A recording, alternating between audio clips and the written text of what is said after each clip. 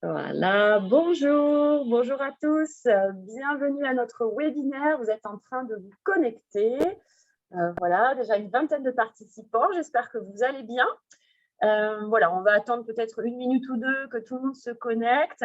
Moi, je suis Marine, donc je fais partie de l'équipe Médoucine et je vous souhaite la bienvenue dans ce webinaire. Vous avez la possibilité de poser des questions. Salut Capucine, oui, on a eu un petit invité surprise, c'est Capucine qui fait partie de l'équipe Médoucine aussi.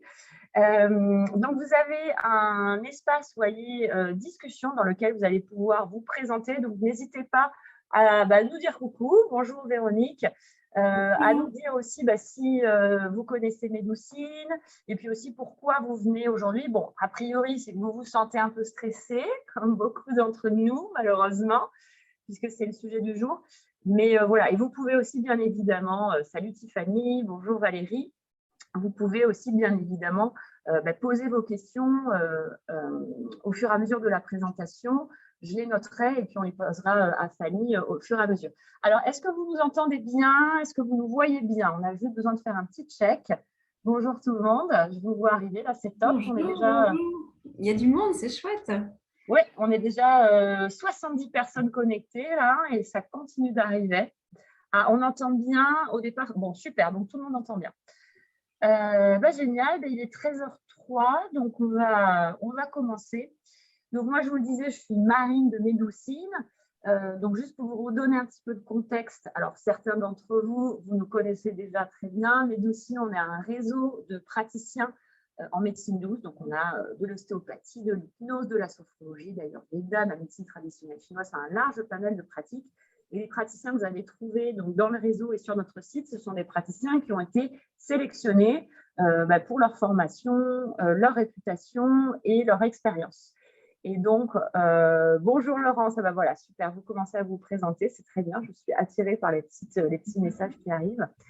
Et ce réseau, vous y avez accès sur notre site médoucine.com et on organise donc tous les mois des webinaires thématiques comme celui-ci pour répondre à différentes questions de santé du quotidien. Et pourquoi on fait ce mois-ci le stress? C'est parce qu'on échange très régulièrement avec vous, la communauté Médoucine, et il est évident que nous sommes nombreux à avoir un problème de stress et que les médecines douces sont des techniques à apporter qui peuvent être très bénéfiques et qui peuvent vous permettre très facilement d'abaisser votre niveau de stress, en tout cas de mieux y résister et de mieux y réagir. Et donc aujourd'hui, j'ai le plaisir d'accueillir Fanny Faugeron, qui est sophrologue, praticienne en hypnose et qui est spécialiste du sujet. Et on a notamment travaillé avec Fanny aussi sur un programme d'accompagnement spécifique de gestion du stress, mais je vous en parlerai à la fin du webinaire. Bonjour Fanny. Bonjour Marine, bonjour à toutes, bonjour à tous. Écoute, on est ravis de t'accueillir. Donc, tu vas nous accompagner là pendant 1 heure. Donc, on va découvrir qu'est-ce que le stress, parce qu'on a souvent de fausses idées sur le sujet. Tu vas nous faire un peu travailler aussi. Et puis, on aura aussi de la pratique avec des exercices de sophrologie. Voilà. Donc, je te passe la main, Fanny. Ça marche, je te remercie. Écoute, effectivement, un vrai programme qui va pouvoir se dérouler là sur ce temps ensemble. Alors, je vais juste me présenter quelques instants et essayer de régler mon petit problème technique pour faire défiler mon PowerPoint. Ça marche, super. Alors, je suis effectivement sophrologue et praticienne en hypnose, comme l'a dit Marine, et je reçois en fait les particuliers à Paris en cabinet. Je suis dans le 11e et je suis spécialisée dans les troubles du sommeil. J'ai eu la chance pendant quelques années de co-diriger l'Institut national du sommeil et de la vigilance et de me spécialiser aussi dans la gestion du stress, pour les adultes, les seniors et les grands ados. Avec depuis plusieurs années le fait d'avoir rejoint le réseau Médoucine et de pouvoir régulièrement au sein du réseau participer à des actions, des activités pour le développement des médecines douces, et j'en suis ravie. Voilà, alors sans plus attendre, on va rentrer dans le vif du sujet. Pourquoi sommes-nous stressés? Qu'est-ce que le stress, hein? On parle beaucoup de cette problématique. On y met beaucoup de choses. C'est généralement un mot un peu fourre-tout, le stress, où on mélange à la fois ce que l'on ressent, ce que l'on vit, les situations, les gens qui nous stressent.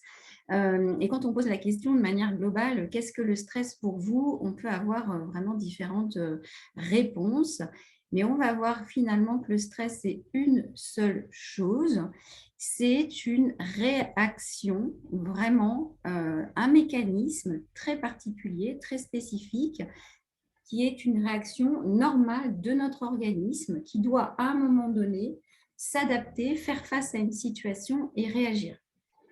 Et cette réaction, en fait, elle va déclencher dans le corps de manière quasi instantanée un processus qui va être une sorte de processus d'alarme. Une fois qu'on a identifié quelque chose qui nous fait peur, qui nous fait réagir, qui nous stresse, on a un certain nombre d'hormones dans le corps qui vont être libérées. Généralement, c'est de l'adrénaline, on la connaît cette adrénaline, on en entend souvent parler, mais il y a aussi de la noradrénaline et puis du cortisol. Hein, ce sont les hormones du stress dont on entend souvent parler, mais elles se libèrent quasi instantanément quand vous êtes en situation de stress. Pourquoi elles se libèrent quand vous êtes en situation de stress? Parce qu'elles doivent permettre à l'organisme de faire face, de réagir. Le stress, c'est se mettre en fait en mode combat ou en mode fuite face à une situation.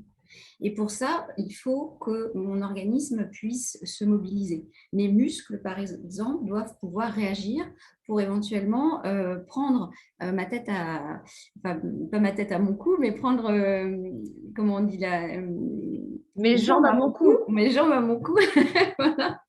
Et me mettre à courir pour fuir cette situation stressante. Donc, forcément, il y a des réactions physiologiques. Ma respiration va s'accélérer. Pourquoi? Parce que la respiration, l'accélération de la respiration et l'accélération du rythme cardiaque vont permettre d'absorber un maximum d'oxygène, oxygène qui va être véhiculé grâce à la respiration par le sang en fait et envoyé aux muscles qui doivent se contracter. Voilà, on va voir aussi plein d'autres manifestations, comme le fait d'avoir la sueur qui commence à perler sur le front. Bref, l'organisme se met en mode action, en mouvement. Et jusque-là, c'est tout à fait normal. C'est une réaction complètement normale d'adaptation. On va voir que généralement, quand on parle de stress, qu'est-ce que le stress? Justement, c'est ces réactions-là que les gens évoquent. J'ai mon cœur qui se met à battre, j'ai ma respiration qui s'accélère, je tremble, ou j'ai les jambes qui flageolent, etc. Mais ça, en fait, ce sont uniquement les manifestations physiologiques.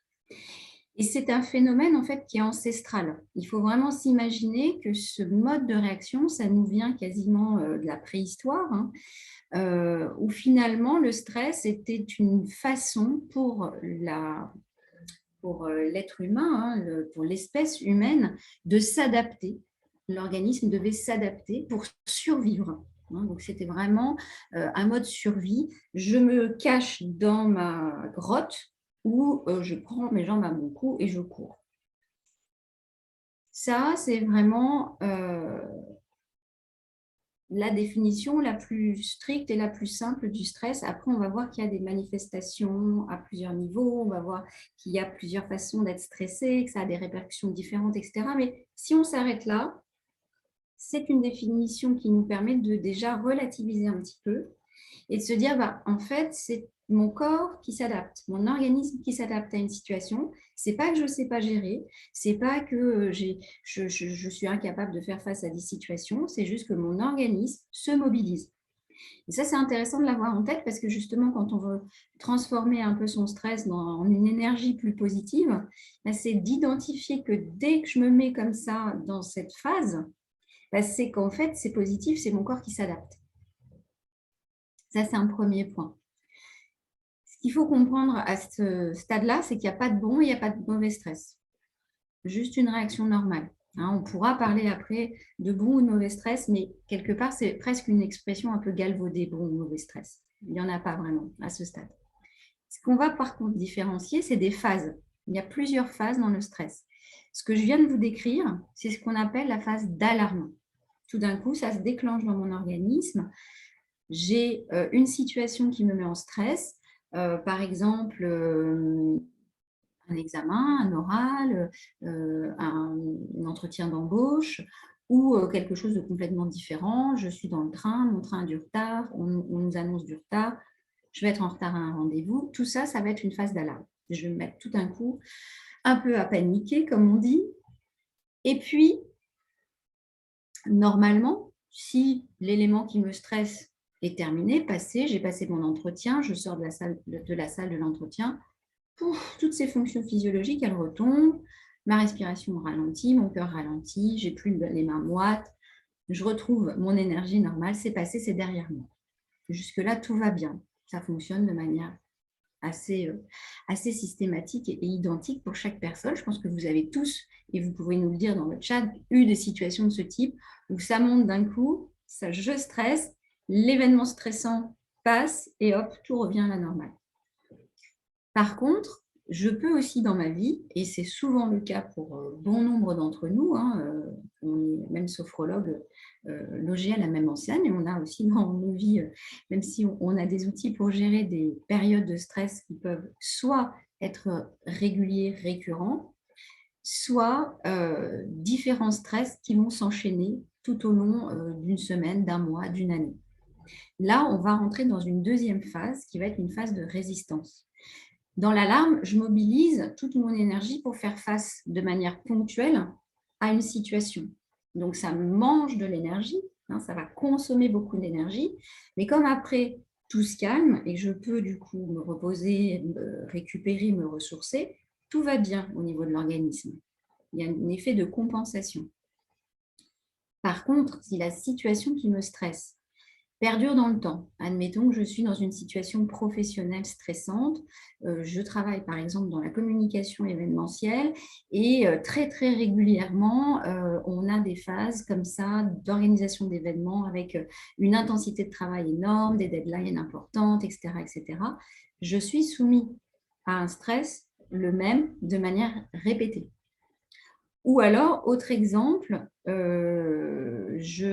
dans mon année, je vais à la fois avoir un travail un peu stressant, je vais avoir peut-être, ce qui peut arriver aussi parfois sur certaines périodes, une maladie, devoir gérer un déménagement, et puis par exemple le départ de mes enfants à la fac.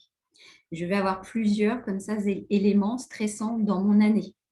Donc, je suis soumise à du stress régulièrement qui s'accumulent. Donc, je rentre dans cette phase de résistance. Et là, je commence à aller puiser dans mes ressources, dans mes réserves, parce que j'ai beaucoup moins de temps en fait de récupération. Mon organisme n'a pas vraiment le temps entre chaque phase de stress successif de se ressourcer, de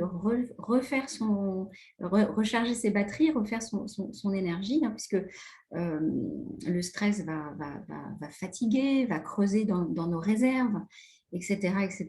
Donc, on rentre dans cette phase de résistance qui peut durer plus ou moins longtemps. Et puis, dans cette phase de résistance, à un moment donné, il peut y avoir une petite goutte d'eau qui fait déborder le vase, un événement pas forcément très important, qui tout d'un coup fait tout déraper. Et là, c'est vraiment ce qu'on appelle la décompensation. Alors, suivant les personnes, ça va se manifester différemment. Ça peut être une dépression et ça peut être aussi un burn-out. Tout va dépendre un petit peu de ce que la personne a vécu, de l'environnement, de son tempérament et des types de stress qu'elle a dû surmonter. Mais parfois, l'élément déclencheur peut être vraiment presque considéré comme dérisoire. La personne a réussi à surmonter plein d'événements très, très, très durs. Et au dernier moment, dans la mesure où son organisme et son psychisme sont déjà épuisés, il y a un phénomène de décompensation. Voilà un petit peu pour le stress et comment ça fonctionne. Et ça nous amène à différencier deux types de stress. Un stress aigu, vraiment intense, très fort, mais ponctuel, sur lequel l'organisme va devoir réagir tout de suite, s'adapter tout de suite. Donc, c'est très fatigant pour l'organisme, mais ça permet ensuite de récupérer.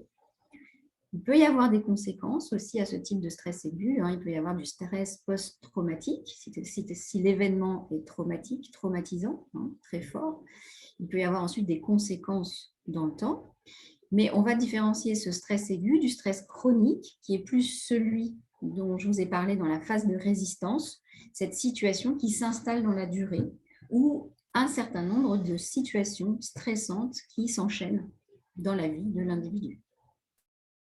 J'ai une petite question, Fanny. Oui. Est-ce qu'on peut dire aussi, donc tu nous l'as bien expliqué, que finalement le stress, c'est une réaction naturelle et physiologique de notre organisme et qui a quelque chose de d'ancestral. Oui. Et en fait, les situations stressantes, elles ont changé. Notre réaction, non. Donc, quand on était face à un mammouth ou à un incendie géant, on pouvait, comme tu le disais, prendre les jambes à notre cou ou bien combattre l'animal sauvage. Or là, quand on est face à un patron ou un collègue qui nous parle mal ou quand on est dans les embouteillages, on n'a pas la possibilité d'évacuer physiquement, je dirais, cette décharge d'hormones. Est-ce que aussi, c'est ce changement de situation stressante et de mode de vie versus une réaction qui, elle, n'a pas changé, c'est que du coup, ça s'accumule. Ça s'accumule, et c'est-à-dire qu'en fait, la décharge d'hormones est toujours la même.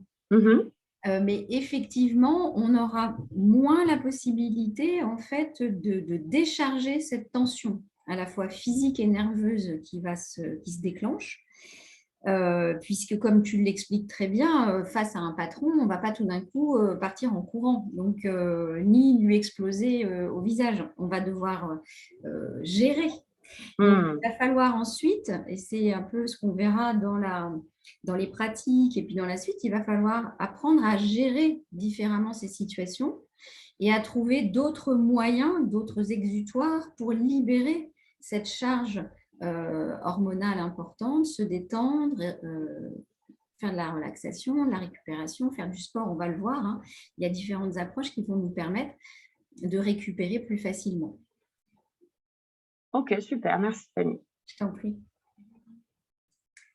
Alors, ce qui est important aussi de comprendre, c'est que je vous ai décrit les manifestations dans la phase d'alarme. Il faut voir que les manifestations du stress, elles vont nous impacter en fonction de qui on est à différents niveaux.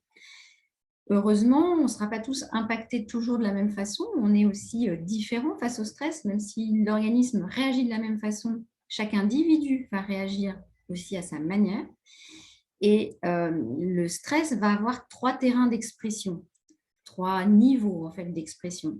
Et suivant les personnes, il va parfois s'exprimer plutôt sur un niveau que sur un autre, et parfois sur l'ensemble des niveaux. Donc là, ça va dépendre, et c'est important de regarder pour vous comment ça se manifeste. Souvent, on a une manifestation sur le plan physique. Donc, ça peut être tout simplement, déjà, c'est assez facile à repérer, toutes les tensions de la nuque, du haut du dos, les tensions physiques. Ça peut être aussi tous les maux de ventre, les troubles intestinaux, les maux de tête, les alternances de diarrhée et de constipation, tous les troubles un peu psychosomatiques au niveau allergie, réaction allergique, etc. On va avoir vraiment le corps qui réagit au stress. Pour d'autres personnes, il n'y aura pas forcément de réaction physique et ils n'auront pas de manifestation physique tellement importante de leur stress, mais ça va plutôt se jouer sur le plan psychologique. On va commencer à avoir des ruminations, des pensées récurrentes, des pensées parasites, un peu le côté petit hamster en boucle dans sa cage qui tourne avec du coup des difficultés pour s'endormir.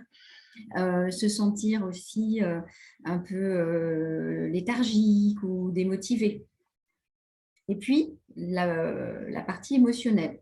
Donc, finalement, c'est, si on peut le dire comme ça va être notre corps, notre tête et puis notre cœur qui vont être impactés. Donc, tout sur le plan émotionnel, je peux me sentir, par exemple, plus irritable quand je suis stressée, à fleur de peau. Certains diront j'ai une hypersensibilité là, le moindre truc, soit j'ai envie de tout péter, soit j'ai envie de pleurer, j'ai les larmes aux yeux. On a une émotion qui est plus nos émotions sont plus à fleur de peau. Et puis, ça peut aller jusqu'à de la dépréciation aussi, se sentir, alors là, on est plus peut-être sur l'aspect psychologique, hein, se sentir moins performant, donc moins bon, commencer à se dévaloriser, on perd confiance en soi. Et puis après, on est sur un effet un peu boule de neige qui va nous impacter de manière globale. Donc, identifiez pour vous où est-ce que ça vous impacte le plus, peut-être au niveau des 3 domaines, hein, peut-être plutôt sur un point qu'un autre.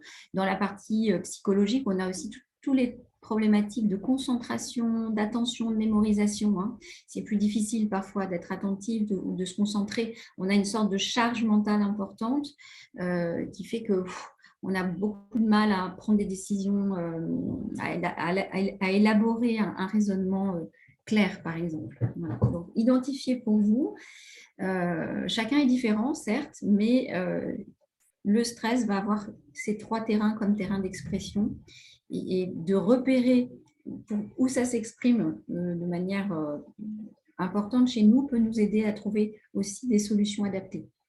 Si le physique est impacté, je peux me tourner assez facilement vers des activités sportives, du massage, des choses comme ça, de l'ostéopathie pour atténuer mes douleurs. Si c'est plus le plan psychologique, peut-être que je vais avoir tendance à aller plus échanger avec un psychologue, un thérapeute pour apaiser cette problématique ruminatoire, par exemple, sur le plan émotionnel aussi, ou avec un sophrologue, un praticien en hypnose. Voilà. Vous pouvez aussi adapter vos solutions en fonction du domaine qui est impacté. Très intéressant et super bon conseil que tu nous donnes, Fanny. N'hésitez pas à nous dire là dans le chat si vous avez identifié une zone d'impact plus particulière chez vous, si c'est physique, psychologique et émotionnel. Moi, j'aurais tendance à dire que ce serait plutôt l'émotionnel, par exemple. D'accord. Oui, c'est vrai que c'est important de le repérer parce que ça permet vraiment, déjà, de repérer ces moments de stress et donc de mettre en place des garde-fous dans son quotidien, justement, pour pas que ce stress prenne dessus et que tu rentres dans une phase de résistance, en fait. C'est ça qui est important. Alors, on a des réponses. Merci à Noémie, Justine, Emmanuel, là, pour votre partage. Alors, on a Noémie et Justine qui nous disent que pour elles, c'est les 3 niveaux. Voilà, ça réagit pas mal. Hein. Cindy qui nous dit que c'est plutôt des maux de ventre, des crises d'angoisse, beaucoup de ruminations négatives. Voilà, oui. Vous voyez qu'on est tous dans le même bateau, malheureusement. Et que, voilà, mais la bonne nouvelle, c'est qu'il y a quand même des outils qui peuvent nous aider. Qui peuvent nous aider, exactement. Et on va voir un peu peut-être de pratique, justement, tout de suite. Alors oui, peut-être avant qu'on se lance dans la pratique, on a une question de Christine qui est intéressante, qui demande si c'est pertinent de commencer par l'aspect physique avant de s'attaquer, si je puis dire, aux 2 autres pans plus psychologiques et émotionnels. Alors, je vais répondre à cette question quand j'aborderai en fait les piliers de la gestion du stress. Je répondrai à cette question. Je la note alors pour pas on la met bien de côté. J'y répondrai. Ça marche. Merci Christine pour votre question, je la note. Alors, je vous propose justement qu'on fasse 2 exercices très simples. Un exercice qui s'appelle la météo intérieure et justement qui va nous aider à identifier ces pans, ces domaines, ces secteurs qui peuvent être impactés. Et ensuite, on ira sur une respiration apaisante, tout simplement parce que la première réaction généralement que tout le monde va vivre en état de stress, c'est cette accélération du rythme cardiaque. Et pour ça, il faut trouver une façon d'apaiser, de ralentir le rythme. Et on a un outil à l'intérieur de notre corps qui est génial, qui est la respiration, et qu'on va utiliser de manière très simple. Je vous guiderai, mais faites vraiment au plus simple pour vous. Donc, je vous invite pour cette pratique à être confortablement installé dans votre chaise et peut-être juste à décroiser vos jambes en fait pour être confortable au niveau de votre respiration. Peut-être desserrer la ceinture si besoin, si vous êtes un peu trop serré. Et puis, vous pouvez poser votre dos dans le dossier si c'est confortable, les pieds à plat au sol, ou si vous ne pouvez pas faire les deux, choisissez ce qui est le plus confortable. Voilà. Je vous invite à simplement fermer les yeux quelques instants. Sentir vos 2 pieds à plat au sol, le contact de vos pieds. Sentir le contact de vos cuisses avec l'arrière de la chaise et le contact du dos avec le dossier. Et vous allez simplement prendre quelques instants là pour vous mettre à l'écoute de vous, faire ce qu'on appelle cette petite météo intérieure. Sans jugement, de se dire simplement, voilà, comment je me sens dans mon corps aujourd'hui? Est-ce que j'ai des tensions? Si oui, où sont-elles? Ou au contraire, est-ce que j'ai un corps détendu, relâché? Voilà, on est dans l'accueil, vraiment sans jugement. Et puis maintenant, comment je me sens dans ma tête, au niveau du mental? Voilà, est-ce que c'est agité? Est-ce qu'il y a des pensées parasites, des ruminations, un petit vélo? Ou au contraire, ça va, c'est plutôt calme, je laisse glisser les pensées, un peu comme de beaux nuages dans un ciel bleu. Mais là aussi, voilà, simplement, sans jugement, on prend le temps de sentir comment c'est dans la tête.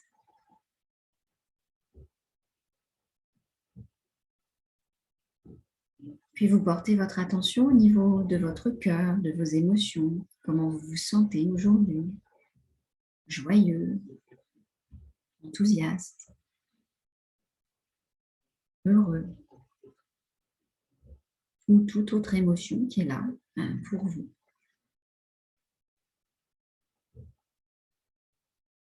Et vous vous mettez maintenant tranquillement à l'écoute de votre respiration, là, telle qu'elle est maintenant, sans en changer le rythme. Simplement prendre conscience de l'inspire et de l'expire à l'intérieur de votre corps.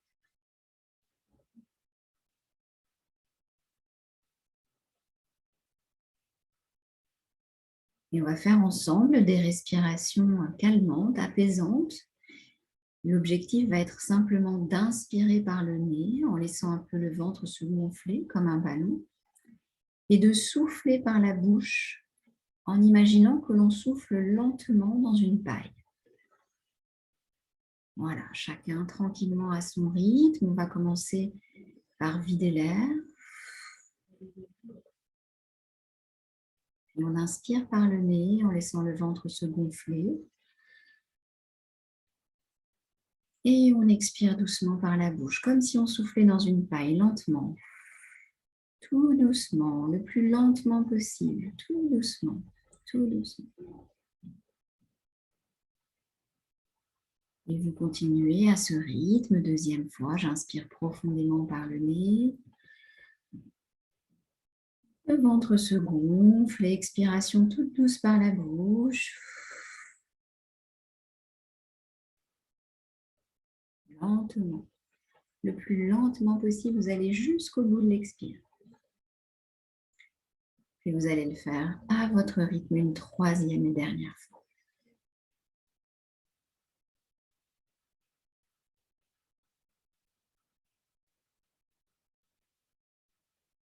Voilà, quand vous êtes au bout de cet expire, du dernier expire, tranquillement, vous allez simplement laisser venir à vous une image qui vous apaise. Et portez toute votre attention sur cette image.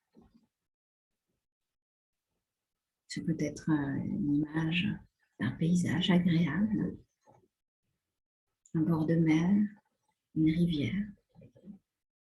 Vous portez votre attention sur cette image en inspirant tout le calme qui s'en dégage, tranquillement. Vous respirez normalement, profondément, à votre rythme.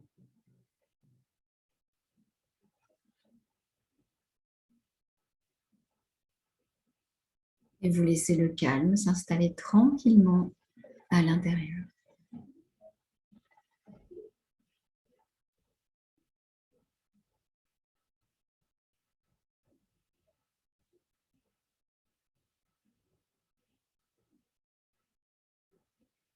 Et vous revenez tranquillement à la sensation des pieds à plat au sol. À La sensation des cuisses sur la chaise. Vous pouvez laisser venir les bâillements. Un bon signe de détente. Sentir votre dos dans le dossier. Prendre une grande inspiration. Souffler. Et tranquillement, réouvrir les yeux à votre rythme. Ça va, Marine? Ça décompresse? Oh oui, moi j'ai les yeux qui pleurent. Je baille. Ah oui, ça fait du bien. Des bons signaux de détente. Ah oui. Oui, presque trop là. Presque trop déjà. Bon, pourtant, c'est un exercice très court. Volontairement, j'ai voulu vous proposer quelque chose de très court pour que vous puissiez vraiment prendre conscience qu'avec la respiration, on peut s'apaiser assez rapidement, assez facilement. Alors après, Oui. il faut penser à la mobiliser, bien évidemment. Hein. Mais dès qu'on se sent submergé par cette sensation de cœur qui s'accélère, de respiration qui s'accélère, ou d'une émotion qui est là, qui nous met mal à l'aise, ou d'une pensée parasite récurrente, prenez quelques instants pour faire cette respiration. Ce qui est important, c'est l'expire qui soit le plus long possible. C'est ça qui va être calmant physiologiquement. Et généralement, en calmant le corps, on calme aussi le mental, puisqu'on porte notre attention sur autre chose, sur la respiration. Ça permet de lâcher un petit peu les pensées parasites. Voilà. Donc, ah oui, c'est impressionnant d'efficacité. Je ne sais pas ce que vous en avez pensé. Dites-nous en commentaire. Moi, là, je pense, demain, j'ai un événement que je dois organiser, voilà, et j'avais ça en tête. Et en fait, à un moment donné, pendant quelques secondes, je ne t'ai plus entendu, je suis vraiment partie. Je ne sais plus où j'étais, mais en tout cas, ma tête s'est arrêtée de ruminer. Et tu sais, comme si j'avais fait vraiment une micro sieste. Ouais. Et ça, c'est important parce qu'en fait, c'est ça dont notre cerveau et notre mental, en fait, ont besoin pour que justement on puisse récupérer. Notre cerveau est tout le temps en train d'émettre des pensées, des réflexions, des analyses, etc. Ça peut être très fatigant pour notre organisme, notre psyché aussi. Donc, de temps en temps, d'être juste, en fait, au présent, dans le corps, dans la sensation, ça permet de faire un mini temps de respiration pour le cerveau et de récupérer. On conseille, en fait, toutes les 45 minutes d'activité, d'émissivité, de faire 3-4 minutes de réceptivité. Donc, d'être vraiment dans « je sens ma respiration », par exemple. Donc, je reviens juste dans mon corps, dans la sensation. Ça va beaucoup vous aider au quotidien, justement, à avoir des temps de récupération et que le stress ne s'accumule pas trop, en fait. Il ne faut pas attendre la fin de la journée pour se détendre, mais se détendre très régulièrement avec des micro-pauses. C'est super intéressant. On a des retours. Donc, on a quelques personnes, là, Florence, Caroline, qui disent avoir eu le même ressenti que moi. D'autres comme Justine ou Mouna qui nous disent que ce n'est pas facile de décrocher totalement. Et oui, mais c'est de l'entraînement. C'est ça. Ouais. C'est vraiment de l'entraînement, de la pratique. Alors, au début, c'est plus facile si on est guidé avec des audios, avec des vidéos ou avec un praticien. Petit à petit, on apprend vraiment à le faire. Ça devient un automatisme et c'est facile. Ça se met en place rapidement. Plus on pratique, plus c'est facile. Trop bien. Alors, on a Henri qui nous dit, est-ce que vous recevez mes messages? Oui, je les reçois. J'ai reçu votre bonjour, Henri. Alors, si vous avez posé une question, je suis peut-être passée à côté, mais je remonterai. Vous n'hésitez pas à la reposer. Juste petit aparté, tu parlais de stress au travail. Moi, j'ai découvert la méthode Pomodoro que je trouve super. Donc, c'est très rapidement, c'est 30 minutes de concentration et de travail sans distraction, 5 minutes de pause. On fait 3 cycles et après, on peut prendre une pause un peu plus longue. Et du coup, quand je me mets dans cette méthode-là, ben voilà, pendant mes 5 minutes de pause, soit des fois, je regarde mon téléphone, j'avoue, ou alors j'en profite effectivement pour faire un peu de respiration. Voilà, les yeux fermés, ça me fait du bien. Oui, Henri, alors, nous disait, quand on est hypersensible, on est plus sujet au stress. Est-ce que tu reçois des personnes hypersensibles, toi, en consultation, Fanny? Oui, effectivement. Et c'est vrai que ça va me permettre d'aborder un sujet qui est important, c'est qu'on a tous un seuil de résistance au stress qui est différent et qui nous est personnel et individuel. Et c'est vrai que les personnes hypersensibles ont souvent un seuil de tolérance au stress moins important. Ce seuil, il est différent d'une personne à l'autre et puis il va être différent aussi de période de vie. Par exemple, chez les femmes, il va être aussi différent en fonction de nos périodes hormonales aussi. Ou forcément, même si on a un bon niveau de résistance, dans certaines périodes de notre cycle, le seuil peut être plus abaissé. Donc, on va être plus fragile à ce moment-là face à des événements stressants. Donc, c'est vraiment en fonction individuel, ce seuil de résistance, et en fonction des périodes de la vie d'une personne. La bonne nouvelle, par contre, c'est que ce seuil de résistance, on peut le travailler, on peut l'augmenter, on peut le rendre plus performant avec des exercices, avec de la pratique, notamment en sophro-relaxation, mais pas que. Et donc, c'est vraiment comme si, en fait, on arrivait à créer une sorte d'airbag autour de soi qui va nous rendre moins perméables au stress. Et ça, c'est super important et ça fait partie aussi d'une bonne stratégie quand on veut apprendre à gérer son stress. J'adore l'image de l'airbag, c'est très parlant. Véronique, redemander donc, au niveau de l'exercice de respiration calmante, à quel rythme le fait-on? Tu as parlé, toi, d'une fréquence. Alors, en fait, cet exercice, mobilisez-le à chaque fois que vous en ressentez le besoin. Dès que vous sentez que vous êtes dans une respiration un peu trop haute, thoracique, un petit peu difficile, vous pouvez souffler. Ça, c'est à la demande en fonction du besoin pour s'apaiser. Après, de manière, j'ai envie de dire, plus préventive, dans une journée, c'est intéressant, toutes les 45 minutes, toutes les heures, de faire une micro-pause. Donc, ta méthode Pomodoro est très intéressante parce qu'elle demande une concentration sur une seule et même chose pendant un temps donné. Et puis, elle nous offre à chaque fois un temps de pause. Alors, moi, j'éviterai le téléphone dans ces moments-là parce que là, tu ne fais pas une respiration cérébrale, tu rajoutes de la sollicitation numérique, etc., qui va rajouter potentiellement un stress si tu reçois ne serait-ce qu'un mail qui te demande encore une nouvelle action, une nouvelle tâche, etc., et qui va te sortir de ce que tu étais en train de faire. Moi, je conseille plutôt de faire donc, soit cette respiration, mais ça peut être aussi des étirements, des bâillements, marcher un peu, boire de l'eau, fermer les yeux, écouter de la musique, se boire une tisane, voyez, faire des choses qui vous détendent, vous apaisent. Donc, la respiration, c'est vraiment quand vous voulez et de manière régulière, si vous voulez le faire de manière un peu préventive pour ne pas arriver en fin de journée complètement stressé, tendu. Ok, super. Ça permet de s'entraîner pour revenir là sur les remarques qu'on a pu avoir. Alors, c'est trop sympa, là, les gens se font coucou dans le chat. Et donc, il y a Henri qui nous demande s'il est possible, enfin, qui te demande s'il est possible de faire des rituels de méditation conjointement avec la sophrologie. Alors, on peut, mais ce n'est pas exactement le même objectif, hein, puisque la méditation, parfois, peut être un peu plus difficile d'accès au départ, en fait, quand on est, par exemple, très impacté au niveau mental, au niveau rumination, etc. Ça ne va pas forcément être la première technique qu'on va proposer pour débrancher au niveau du mental. On va plutôt proposer de revenir dans le corps, dans la respiration, dans les sensations corporelles, plutôt avec la sophrologie. Mais bien sûr, la sophrologie, c'est une méthode qui s'est inspirée de plein de techniques différentes, la relaxation, l'hypnose, le yoga et aussi de la méditation. Donc, on va retrouver aussi un espace un peu méditatif dans la sophrologie. Je ne sais pas si je réponds exactement à la question d'Henri, mais sinon, j'y reviendrai si la besoin. Non, mais écoute, ça me paraît clair. Henri, dites-nous si la réponse vous a satisfait.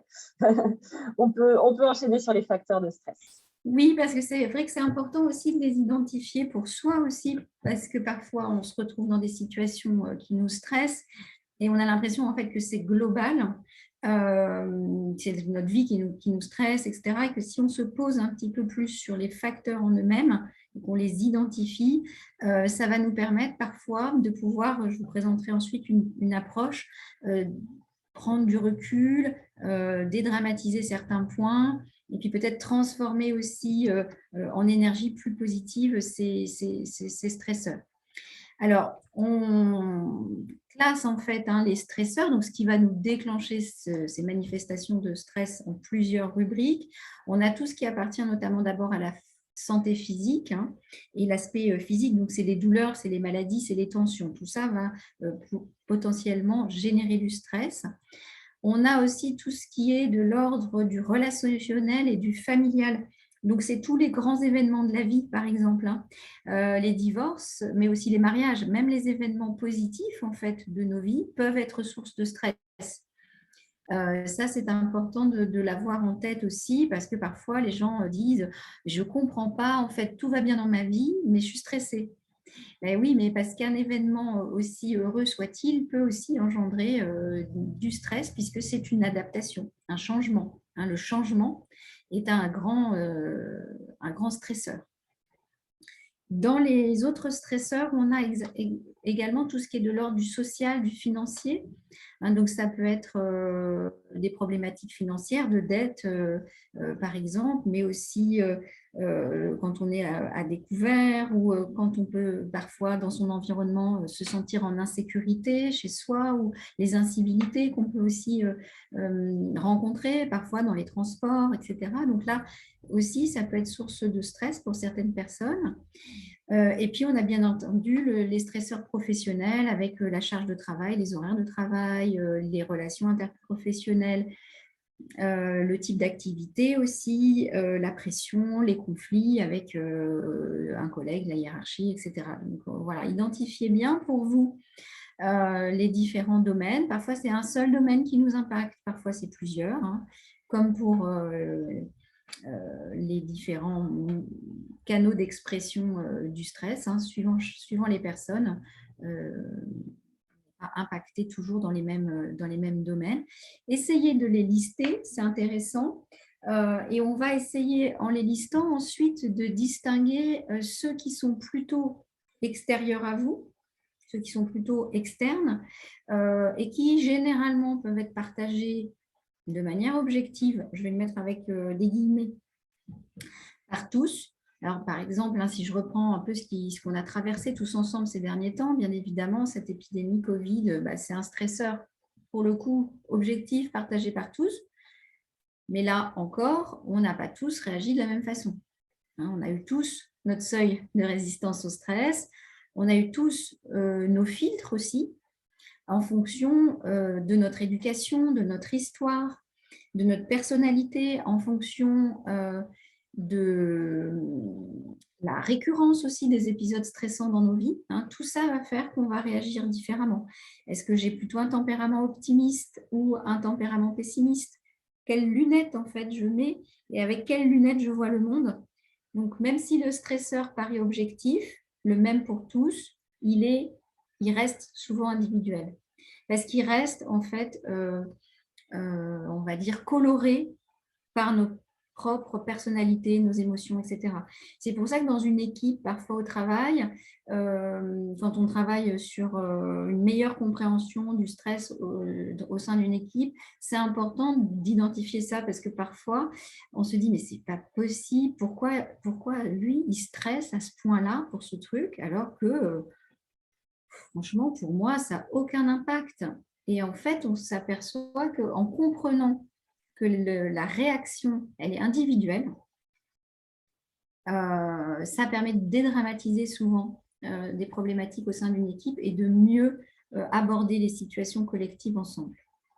Donc, des stresseurs externes et des stresseurs qui vont être plus internes. Donc, c'est des choses qui, en fait, dépendent beaucoup de votre manière de voir, qui ont plutôt une dimension psychologique. Par exemple, si j'ai peur du jugement, si j'ai peur du regard de l'autre, ça va ajouter du stress. Je ne vais pas aborder les situations interpersonnelles de la même façon que quelqu'un qui n'a pas cette peur du regard de l'autre. Autre exemple, si je suis quelqu'un plutôt de perfectionniste, ça va majorer mon stress, parce que le perfectionnisme peut être une qualité, hein. Je vais être quelqu'un d'attentif dans mon travail, vouloir faire les choses de manière très bien jusqu'au bout, etc. Mais ça va majorer mon stress parce que je vais avoir un degré d'exigence très important. Et donc, quand je vais être soumis, par exemple, à des pressions temporelles et des deadlines importantes, ça peut venir me faire stresser davantage. Voilà, donc c'est intéressant de voir un petit peu qu'est-ce qui vient complètement de l'extérieur, qu'est-ce qui est plutôt propre de vos modes de fonctionnement, votre façon de voir les choses, et puis aussi comment vos lunettes à vous, votre émotionnel à vous, va colorer des choses externes qui généralement sont partagées par tout le monde, mais avec des degrés différents. Est-ce que ça va, Marine, jusqu'ici, ou est-ce qu'il y a des questions? Je ne t'entends pas. Mon micro, je coupe mon micro. Ça va très bien. On a des questions, effectivement, notamment de Jennifer, qui demande si le stress peut être aussi une transmission transgénérationnelle, c'est-à-dire qu'on récupère le stress de générations précédentes qui ne nous appartient pas tout à fait. Alors, c'est clair qu'en transgénérationnel, on hérite de beaucoup de choses. Donc, on ne va pas hériter du stress, mais on peut hériter certainement d'une façon d'aborder les choses, d'une façon de voir le monde. Déjà, on hérite souvent d'une éducation, d'une histoire, etc., qui va effectivement faire qu'on vit le stress de manière différente. Dans certaines familles, le stress est vécu comme quelque chose de plutôt positif, qui va nous galvaniser, etc. Et puis dans d'autres familles, on va plutôt avoir tendance à avoir peur du moindre changement, et donc on va être plus sensible au stress, on va avoir plus de difficultés à s'adapter. Mais tout ça, c'est un héritage, certes, qu'il soit transgénérationnel ou au niveau éducation et familiale et sociale, mais reste toujours notre façon à nous d'aborder les choses. Et ça, on peut travailler dessus. Ok, très clair. Important d'avoir ça en tête. Et alors, Jennifer avait une autre question aussi, mais ça, tu vas peut-être l'aborder un petit peu plus tard. Elle s'interrogeait sur ce qu'on pouvait faire face aux séquelles d'un stress chronique. Oui, on va y revenir. Ouais, ça marche. Super. Bon, très bien. Et bien, on continue. On continue. Une fois qu'on a identifié donc les différentes catégories de stress qui nous impactent, si c'est plutôt des choses externes, internes, est-ce que c'est objectif, partagé par tout le monde ou subjectif, est-ce que c'est que moi qui suis stressée par ça? Et encore, tout ça est à prendre avec beaucoup de pincettes, comme je vous l'ai dit, puisque finalement, on colore toujours la façon dont on voit les choses. On va essayer ensuite de lister ces stresseurs, d'en faire une liste. On va travailler ensuite stresseur par stresseur et essayer de les passer au crible de 3 questions clés qui vont nous aider généralement à dédramatiser, à relativiser, à faire un petit peu différemment et à commencer à reprendre la main en fait sur nos situations stressantes, parce que c'est ça l'objectif finalement. Donc, une fois que j'ai fait ma liste des stresseurs, je peux me demander si je peux en supprimer quelques-uns. Parfois, il y a des choses finalement qu'on peut supprimer. Je vous donne un exemple. J'ai une dame récemment qui est venue, qui voulait faire un plan de gestion du stress. Elle a déjà une charge de travail très, très importante, une vie de famille importante, etc. Et puis, elle est aussi engagée dans une association. Là, elle s'est rendue compte que son poste de trésorière dans l'association, c'était un stress en plus. Même si effectivement, elle voulait s'engager, bien faire, etc., dans cette période qu'elle était en train de traverser, qui était vraiment très chargée par ailleurs, ça lui a ajouté un stress de devoir prendre en charge la trésorerie de cette association.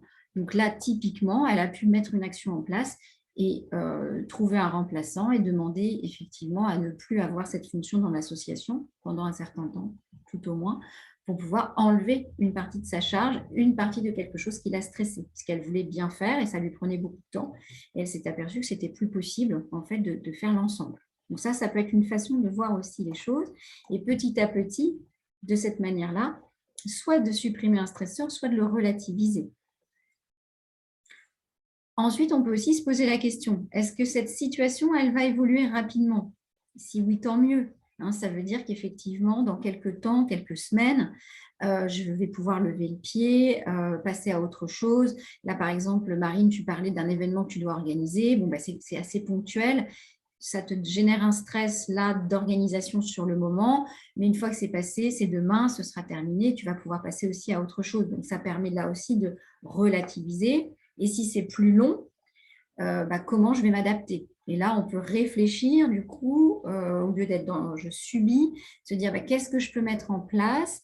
Est-ce que j'ai des ressources, moi, personnelles pour faire face? Est-ce que je peux faire appel à des ressources extérieures, famille, amis, collègues, etc., pour soulager une partie, alors si c'est un travail, une partie de la tâche, si c'est quelque chose d'organisationnel à la maison, par exemple, comment je fais à la maison pour déléguer, etc. Et puis, est-ce que cette situation stressante, cet élément stressant peut changer, évoluer avec une intervention extérieure? Est-ce que je peux vraiment, pourquoi pas, ça peut être typiquement demander de revoir un délai, par exemple, pour rendre un dossier, par exemple, ou de demander le soutien d'un collègue pour travailler sur un dossier qui nous stresse parce qu'on se sent en difficulté, parce qu'on n'a pas forcément tous les tenants et les aboutissements du dossier. Vous voyez, donc, quand vous vous sentez comme ça submergé par une situation stressante, un événement stressant, ça peut être un événement, une situation, ça peut être un contexte. Hein. Essayez de le regarder avec une grille de lecture objective pour prendre du recul. Et ces 3 questions, elles peuvent vraiment vous aider. Oui, puis il ne faut pas hésiter à prendre une feuille de papier, un crayon et à marquer les choses. C'est un exercice en fait à faire. Hein, et ça aide à être plus clairvoyant, je trouve. C'est ça. Alors, soit vous le faites sur l'ensemble des stresseurs que vous avez identifiés, hein, ceux de la santé, du cadre familial, du cadre financier et puis du cadre professionnel, soit vous décidez de travailler sur un élément. Généralement, on travaille élément après élément et on prend le plus stressant, hein, parce que c'est lui qui va être le plus important à déconstruire. Ou alors, dans la liste qu'on a, on commence déjà par voir ce qu'on peut éliminer. Déjà, une fois qu'on en a éliminé 2 ou 3, on commence à souffler un petit peu et on peut s'attaquer de manière plus stratégique aux autres. Au-delà de ce travail-là, il va falloir dans notre quotidien aussi s'assurer que ce qu'on appelle les 4 piliers de la gestion du stress soient bien stables.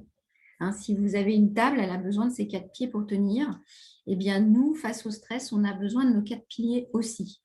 Et ça va me permettre, en abordant ces piliers, de répondre à une des questions qui était posée tout à l'heure sur, effectivement, est-ce qu'il serait logique de commencer par le physique avant d'entamer la partie psychologique? Alors déjà, généralement, Christine. C'est ça.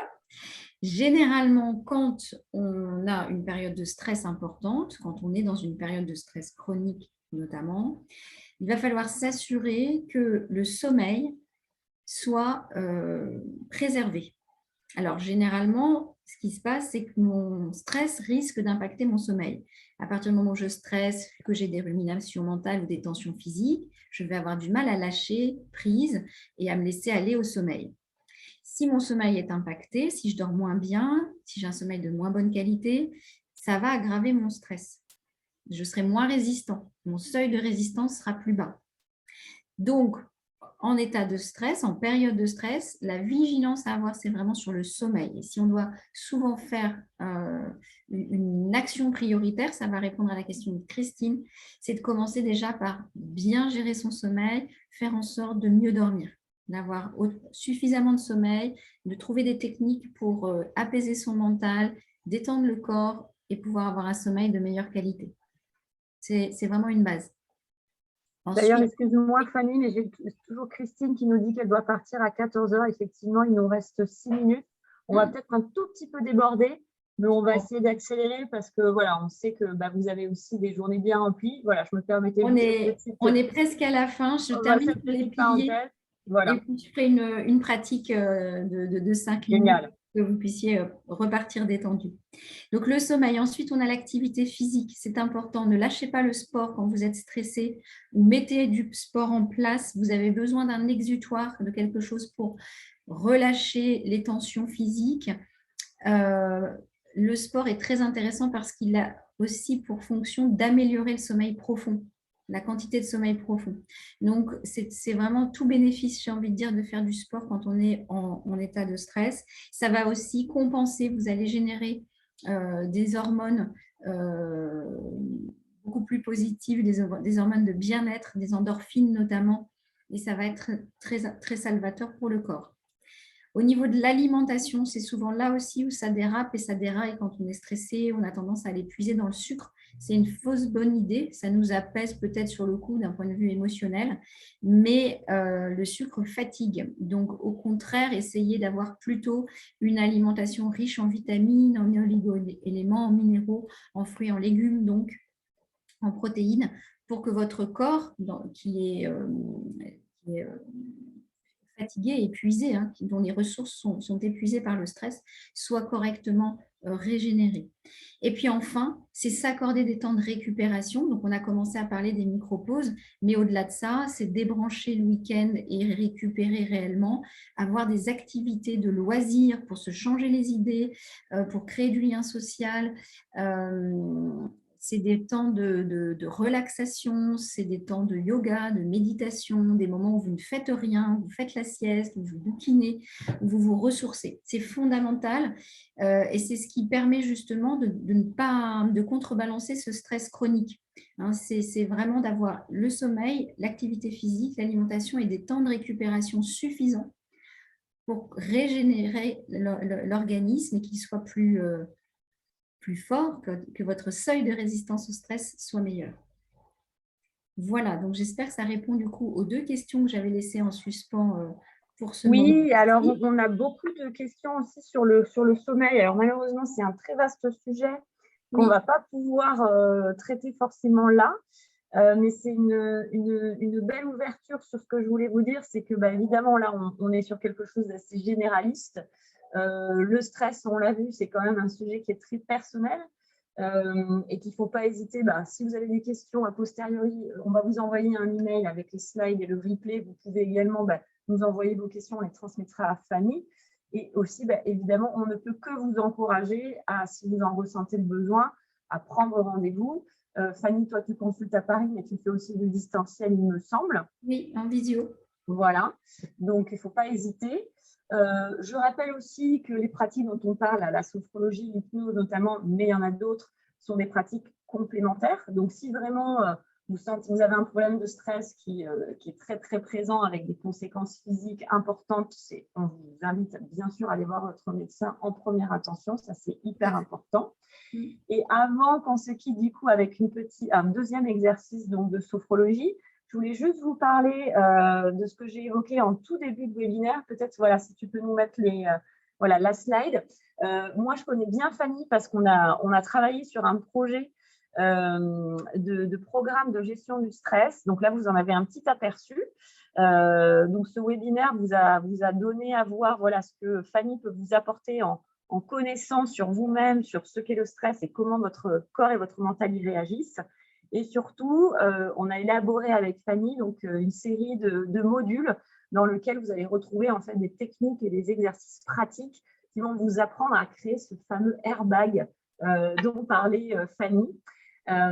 Et en fait, pourquoi on a créé ce programme-là? C'est parce que, comme je vous le disais, on s'est aperçu que le stress était un problème majeur au sein de la communauté médoucine, que c'est un stress qui est majoritairement généré par le quotidien, par le rythme de vie, par le travail, par la vie de famille, et que bon nombre d'entre vous, vous n'avez pas forcément toujours le temps soit d'aller faire du sport, soit d'aller en consultation tous les 15 jours. Et donc, on s'est dit comment on peut créer en fait un complément, un outil qui donne des conseils, qui soit un peu un point d'appui pour justement s'entraîner, acquérir ces pratiques, les découvrir et puis ensuite les faire siennes. Ce que disait Fanny tout à l'heure, c'est qu'au départ, quand on fait de la relaxation, de la respiration calmante, c'est bien peut-être d'avoir le petit audio qui va avec ou la vidéo avec le praticien qui fait en même temps que vous. Donc, ce programme, il s'appelle Ressources et il a vraiment été conçu pour ça, pour être en complément, soit en introduction de la gestion du stress et découvrir en fait tout ce que les médecines douces peuvent vous proposer, soit en complément de ce que vous pouvez faire en consultation, en point d'appui du quotidien. Voilà, donc je vous enverrai des petites infos et puis si ça vous intéresse, je vous mettrai un lien aussi dans l'email qu'on va vous envoyer cet après-midi. Voilà, c'est la petite parenthèse. Et Fanny, c'est vraiment une super sophrologue puisque j'ai travaillé avec elle sur la création de ce programme et je peux vous dire qu'elle me maîtrise son sujet et qu'elle est très pédagogue et ça fait vraiment la différence. Voilà Fanny, je te rends le... Merci Marine.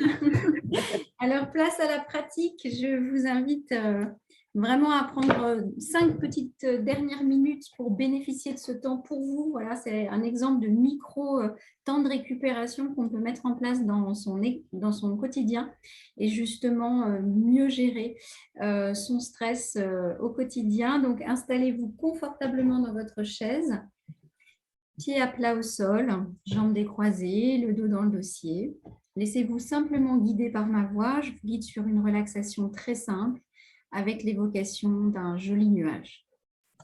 Donc, je vous invite à vous installer, à fermer les yeux, à prendre le temps de sentir à nouveau vos 2 pieds à plat au sol.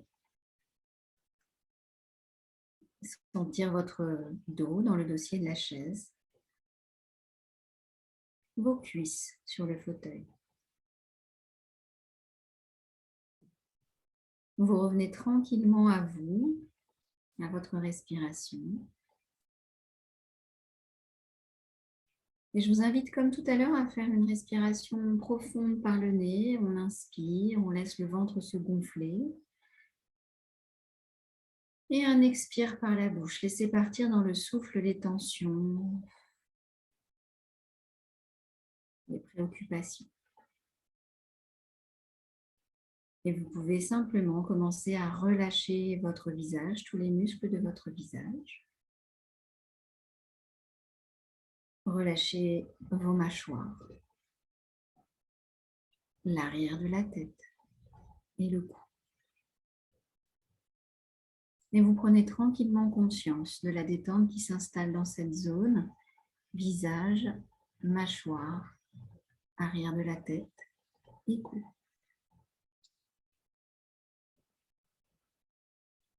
Puis vous prenez une deuxième inspiration profonde, toujours par le nez en gonflant le ventre. À l'expiration, vous relâchez. Laissez partir dans le souffle tout ce qui vous préoccupe et vous encombre.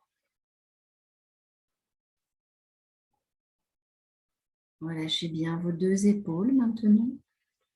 Laissez-les tomber vers le sol. Et sentez la lourdeur des épaules délicatement s'installer dans les bras, les mains, les doigts, jusqu'au bout des ongles.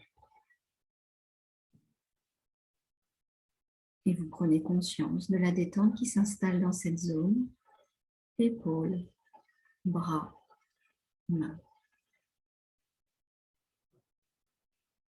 À nouveau, vous faites une inspiration profonde. À l'expiration, vous allez relâcher la cage thoracique. Voilà, laissez les côtes comme si elles s'ouvraient délicatement, s'éloigner l'une de l'autre. Et vous sentez la respiration plus calme, plus tranquille.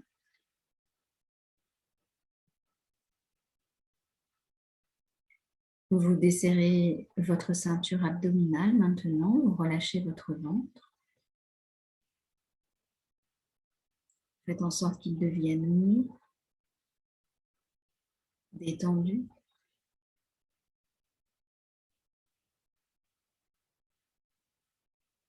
Puis vous relâchez le dos. Du haut du dos jusqu'en bas du dos. Imaginez simplement que vous déposez une à une vos vertèbres dans le dossier, comme un jeu de domino. Voilà, tout le dos est détendu. Tout le haut du corps est détendu. Et vous diffusez cette détente vers le bas du corps, comme une grande vague qui vous enveloppe de la tête aux pieds. Tout votre corps est à présent détendu, relâché.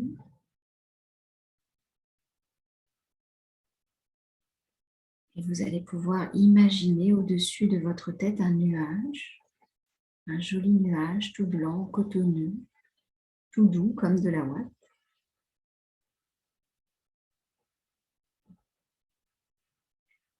Lorsque ce nuage est présent, vous allez simplement, tel un peintre, le colorer en bleu. Un beau bleu clair, lumineux.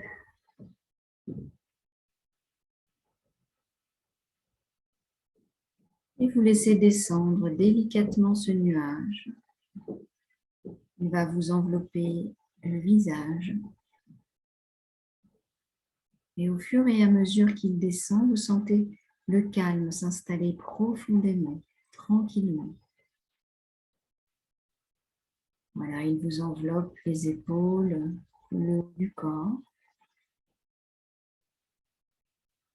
Vous êtes de plus en plus calme.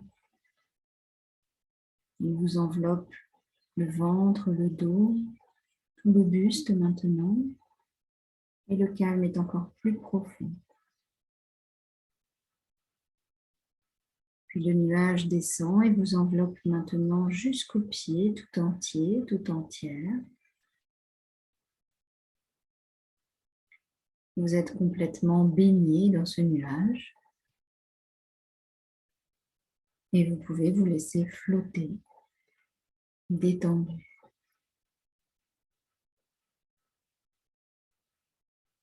Prenez quelques instants. Laissez-vous flotter. Et vous pouvez, si vous le souhaitez, inspirer tout ce bleu autour de vous, tout ce calme, et le diffuser dans votre corps.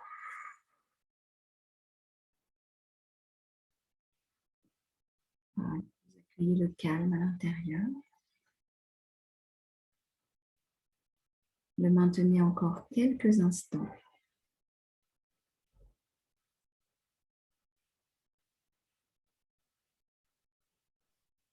Et lorsque ce sera bon pour vous, vous pourrez tout simplement réouvrir les yeux.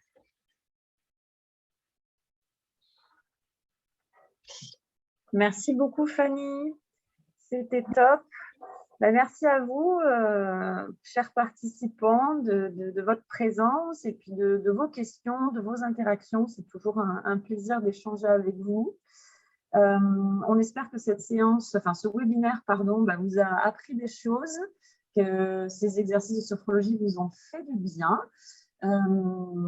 Voilà, donc vous pouvez retrouver Fanny sur Médoucine si besoin. Et puis, comme je vous le disais, je vous envoie un petit mail tout à l'heure, donc n'hésitez pas, on reste en contact. Voilà, si vous avez des questions, vous pouvez me répondre par retour de mail. On se fera un plaisir de vous lire, de transférer à Fanny si besoin. Et ces webinaires, c'est aussi l'occasion de créer du lien avec vous. Donc, vraiment, n'hésitez pas. Merci, on a plein de merci là qui arrivent, ça fait vraiment plaisir. On a un petit peu dépassé le temps, désolé, mais vous êtes restés quasiment toutes et tous jusqu'au bout, donc merci beaucoup. Et on a même des namastés, des c'est super. Je vois les échanges dans le chat. Merci à vous, merci d'avoir pris le temps pour vous aussi de suivre ce moment et cette pratique. C'est ça aussi, la gestion du stress, c'est de s'accorder des moments. Oui, et puis vraiment, merci beaucoup Fanny. Moi, je trouve que tu as une approche de ta pratique et voilà, très intéressante et tu transmets bien les choses. Voilà, parce que tu nous expliques en fait ce qui se passe en nous quand on fait telle chose et ça nous apporte encore de la compréhension et la fois d'après, l'exercice, il est encore mieux fait. Et après, voilà, on n'arrête pas de bâiller, on pleure, on s'endort en 30 secondes. Enfin voilà, c'est vraiment chouette. Oui, on vous envoie le replay cet après-midi. Je vous envoie un petit mail, on garde le contact. Merci encore à tous. Si vous n'avez pas déjeuné, moi c'est mon cas, bon appétit. Sinon, bon après-midi et puis très bon week-end. Profitez bien de la détente, du fun, du plaisir. On se détend. Ouais. N'oubliez pas de respirer et de voilà, week-end de second tour, on se détend. Bon après-midi. Bon après-midi à tous et à toutes. Merci Fanny, au revoir. Les coordonnées de Fanny, vous les avez là, qui sont affichées et je vous remets tout dans le mail que je vous envoie cet après-midi. Merci Henri, allez à bientôt. Au revoir. Merci, au revoir.